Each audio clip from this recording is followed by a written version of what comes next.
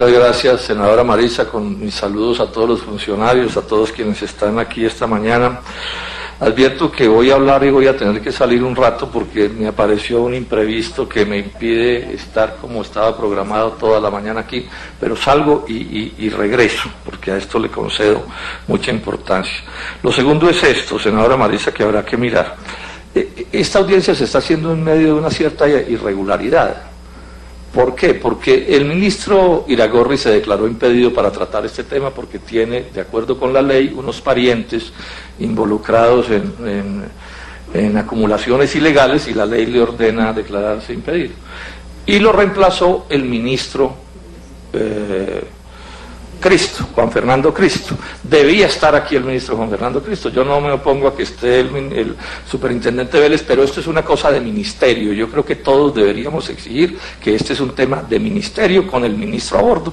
Yo le decía al superintendente Vélez que si es el caso le dicte un curso de 72 horas a Juan Fernando Cristo sobre estos menesteres, pero que venga.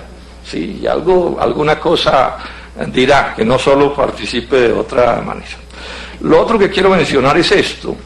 Este es el tercer intento de arreglar lo que llamó el ministro Estupiñán el chicharrón de las ilegalidades de los baldíos.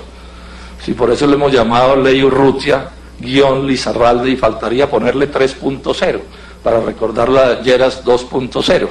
¿Sí? Luego, estamos hablando de un tema algo trillado. Advierto de ya que no me opongo a que se desarrolle la altillanura ni ninguna zona de Colombia. Yo tengo ahí mis opiniones al respecto. Creo que no debe ser una cosa solo de cacaos y de transnacionales, pero digamos que ese no es el debate, pero anoto eso para que no haya confusión. Advierto además que en mi caso y en el Polo no somos contrarios a la producción empresarial. Nosotros defendemos un modelo agrario de tipo dual, donde haya campesinos, indígenas, y donde haya empresarios con obreros agrícolas con derechos laborales, todos protegidos por el Estado. Esto pues también para evitar confusiones. Pero sí desde ya planteo una cosa: este proyecto avanza al amparo de una ideología que se está impulsando en Colombia que no comparto, que es la idea de que si no es la super recontra gran empresa, todo lo demás es como despreciable y es ineficiente. Este es el gran debate que tenemos hoy en Colombia. O sea, es la idea de la super gran plantación, ojalá de extranjeros y de transnacionales. Ahí el presidente Santos acaba de llamar desde Nueva York a todos los extranjeros del mundo: vayan a Colombia que ya tenemos tierras de sobra. Sí, y una actitud de desprecio clarísimo hacia el campesinado.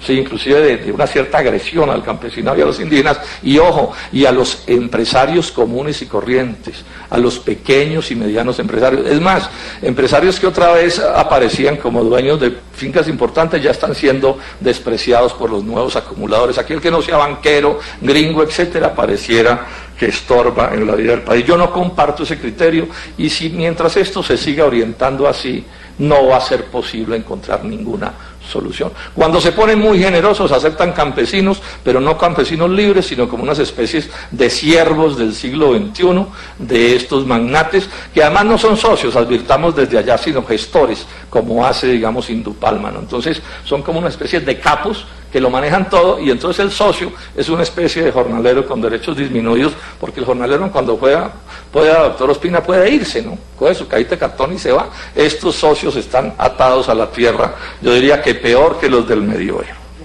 Lo otro que hay que mencionar es esto no opera solo en la altillanura, opera en todo el país. Esto es bien importante remarcarlo. Opera en todo el país, lo dijo el superintendente y lo había dicho antes: Orinoquia, Amazonia, norte de Santander, Tolima, Guajira, Chocó, o sea, en todas partes puede aparecer una sidra. Bien importante tenerlo en cuenta, porque se nos ha vendido el cuento de que es que como la altillanura es tan especial, necesita una normativa para la altillanura, pero cuando uno va y mira resulta que la normativa está aplicada en todas partes. Entonces, al fin, ¿de qué estamos hablando? Lo otro es esto. Pues no voy a detallar porque no hay tiempo, pero yo estoy seguro y puedo demostrarlo que este sí es un proyecto que tiene como uno de sus propósitos legalizar los chicharrones de los que habló el ministro Estupiñán. En la primera redacción, aquí estoy hablando ya de la ponencia, ¿no? De la ponencia, o sea, estoy hablando de lo último. En la primera redacción eso era mucho más claro, pero en esta también está claro que cualquier abogado de esos que se autoproclaman ¿cómo es?, sofisticados, es capaz de coger esta norma y convertirla en una norma de absolución a todas las ilegalidades que ha sucedido, o no a todas, como vamos a ver. Porque, y esto es digno de echarle ojo, aquí hay un problema en esto de la acumulación. Yo creo que hay dos casos. Colombianos muchos, que digamos que de manera inocente o de buena fe, terminaron haciendo acumulaciones, que el primo, que la mamá, que no sé qué, eso en los llanos orientales es un fenómeno bien conocido. Y otro el caso, que ha promovido todo este debate, de firmas de abogados de bufetes encopetadísimos, entre esos Brigario y Urrutia, para mencionar uno solo, que hicieron una especie de conspiración para que empresas como Cargill, que es la empresa agrícola más grande del mundo, pudiera violar la ley, o para otras empresas muy grandes de Colombia. Esos no son ningunos inocentes. Son dos situaciones completamente distintas. Y para el primer caso, esta norma no resuelve nada. Porque esa norma de legalizar la ilegalidad solo opera en las zonas donde haya sidres.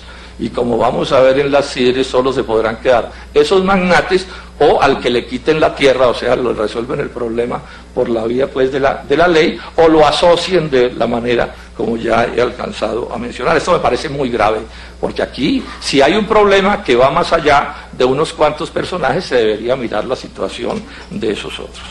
En tercer término, es evidente que esta es una ley calculada para concentrar la tierra. Ni siquiera por la vía de la compra, se las van a dar con alguna forma de arriendo, no sé exactamente cuál, pero es clarísimo. Pero ojo, se las van a poder dar a magnates nacionales y extranjeros, cosa que hoy está expresamente prohibida en la legislación. Hoy recordemos que la legislación colombiana dice que los baldíos del Estado colombiano son un derecho exclusivo del campesinado. O sea, en Colombia, por la vía de la ley, nadie que no sea un pobre del campo puede acceder a un baldío. Esta es una norma calculada para que un magnate nacional o extranjero pueda acceder a los baldíos colombianos en cualquier extensión, además. 50.000, 100.000, 200.000, 500.000 hectáreas, lo que se les dé la gana.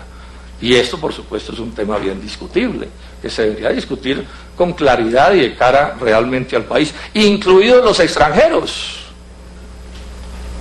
Que no resulte que se repita la historia de Texas y Nuevo México, que los mexicanos inocentes permitieron que la ocuparan colonos norteamericanos y después se volvieron estados de la Unión, porque pensaron que no, eso no importa quién sea el que tenga la tierra siempre y cuando que la ponga a producir. Que no resulte que los llanos orientales se nos vuelvan el día de mañana otra república por la vía de este tipo de decisiones. Estas cosas hay que mirarlas con seriedad, porque el mundo es bastante más complejo de lo que parece, y más ahora que el doctor Santos está sumándole a Colombia nada menos que a la OTAN. No terminen las fuerzas de la OTAN en Colombia poniendo orden en algunas regiones del país. El campesinado, entonces, y esto me parece de las cosas más graves, pierde los derechos que hoy la Constitución y la ley le otorgan sobre los baldíos colombianos. Lo quiero remarcar. Uno puede estar o no de acuerdo con eso, yo estoy de acuerdo, otros estarán en contra, pero es un derecho del campesinado, del conjunto de esos compatriotas que son pobres, obreros agrícolas, gente pobre. Solo a ellos se les pueden entregar los baldíos, y esto se va a cambiar medio a las escondidas sin que haya un debate nacional. Yo me pregunto, ¿qué tal que en la Constitución un derecho semejante a este lo tuviera don Luis Carlos Sarmiento Angulo? ¿Qué tal que lo tuvieran los banqueros? ¿Alguien se atrevería a proponer que se les quitara ese derecho siquiera sobre 1 centímetro cuadrado del territorio nacional?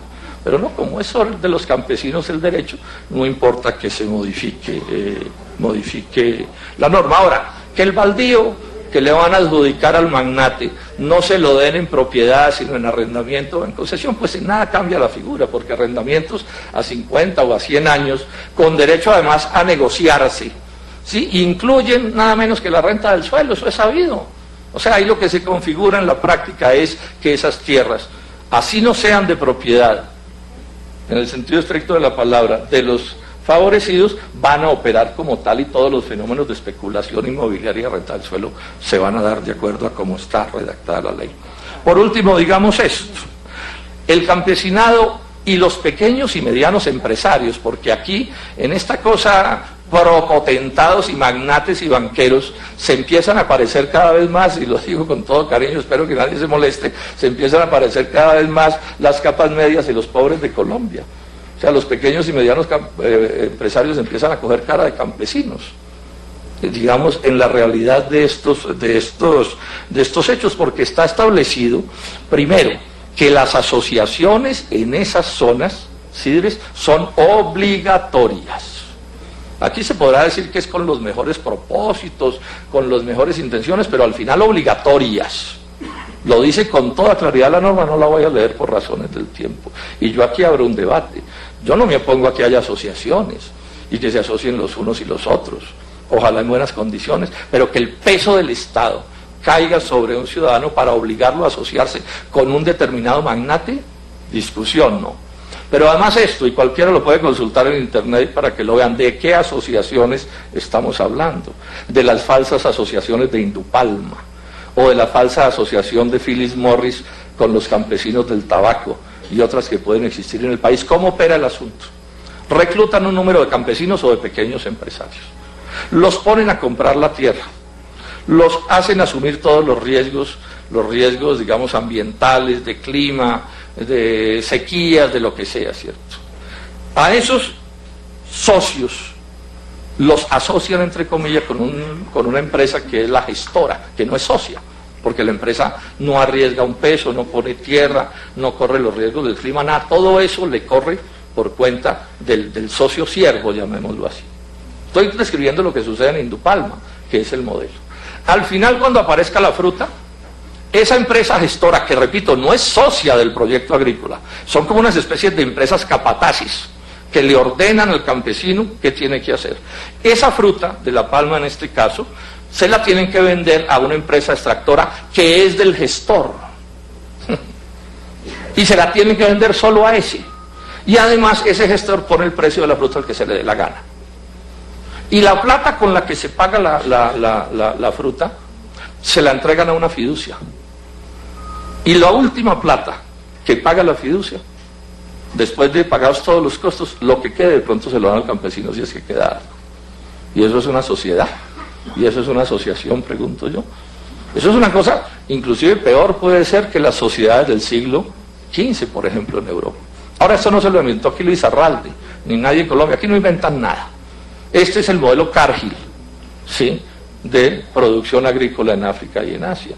Esto es un tema que también hay que discutir con toda claridad. Aquí con el cuento de la asociación no nos van a echar cuentos, ¿sí?, porque estamos haciendo esfuerzos por estudiar y para que se entienda qué termina sucediendo. Entonces yo concluyo diciendo esto: el tiempo es bien escaso, además queremos que pueda opinar todo el mundo en este sentido. Yo dejo esto planteado aquí apenas enunciado, si es el caso más adelante habrá tiempo para discutirlo con más detalle. Yo concluyo que esto es una propuesta pésima. O sea, si uno coge un computador bien poderoso, este es un comentario que suelo hacer, le mete la pregunta, una ley agraria bien mala para Colombia, le sale esta, 133, ley Urrutia Lizarralde, ley Urrutia Lizarralde. Que no se me malinterprete, yo he dicho que estoy dispuesto a discutir cualquier tema sobre el tema agrario, pero no a partir de esta norma, pues, o para intentar validar esta norma. Finalmente yo discuto de todo, no tengo problemas y creo que todo lo debemos hacer. Y aquí se necesita mirar muchas cosas, pero no para salir de Guatemala a Guatepeor. Sí, aquí hay que discutir criterios básicos primero. ¿Queremos que haya campesinos, sí o no, en Colombia? Es que aquí lo único que hay es concentración de la tierra y no hay producción. Entonces no le echen la culpa a los campesinos de que no se produzca en Colombia. Si apenas una cuarta parte del territorio agrícola de Colombia está en agricultura, no es culpa de los campesinos. Y repito, yo defiendo la producción empresarial y no estoy proponiendo que se repartan en pedazos los ingenios azucareros del Valle del Cauca tampoco. Yo puedo entender asuntos que tienen que ver con producciones grandes, pero vamos a ir definiendo criterios. ¿Se les van a arrebatar a los campesinos colombianos los derechos constitucionales sobre los baldíos? ¿Por qué? ¿A cuenta de qué? Entonces aquí se paran 4 cacaos, las transnacionales, el Banco Mundial, y se diseñan el país que les conviene a sus bolsillos.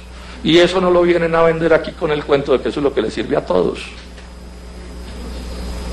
Eso es lo que tenemos al frente.